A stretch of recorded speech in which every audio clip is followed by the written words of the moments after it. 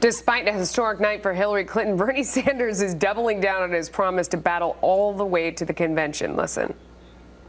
We are going to fight hard to win the primary in Washington, D.C. And then we take our fight for social, economic, racial, and environmental justice to Philadelphia, Pennsylvania.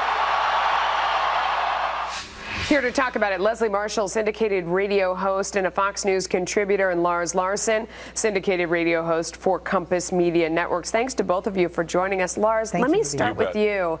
I mean, sure. He would have a much easier time making this argument if he had won California. But now to stay in, how does he justify it?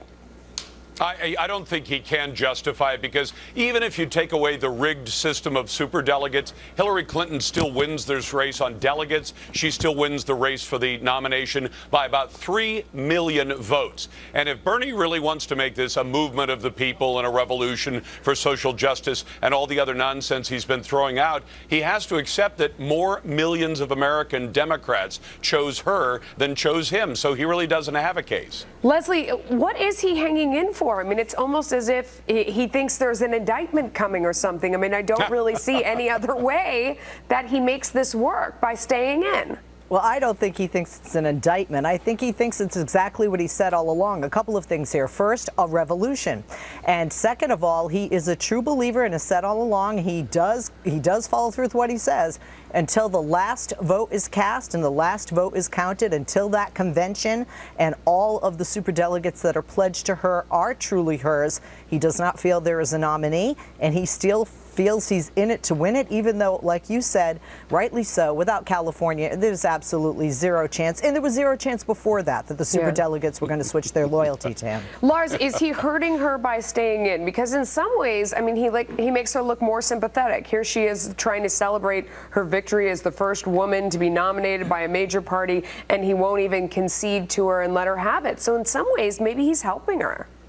I think he is helping her, and he's also helping my candidate, Donald Trump, because about a third of Sanders supporters have said if they don't get the nominee they want, Bernie Sanders, they're going to vote for Donald Trump. About a third say that. And I love it when Leslie whistles past the political graveyard of Hillary Clinton's ambitions, because she understands that James Comey and the FBI are still investigating Hillary. She's the first woman nominee of a major party, but she's also the first person in American history, as far as I can tell, who will be nominated for president under federal investigation by the FBI and facing possible indictment. And if Comey delivers an indictable case to Loretta Lynch and Lynch declines to prosecute, that could be almost as bad. Leslie, he lobbed that Molotov cocktail right into your yard. I'll let you respond to it.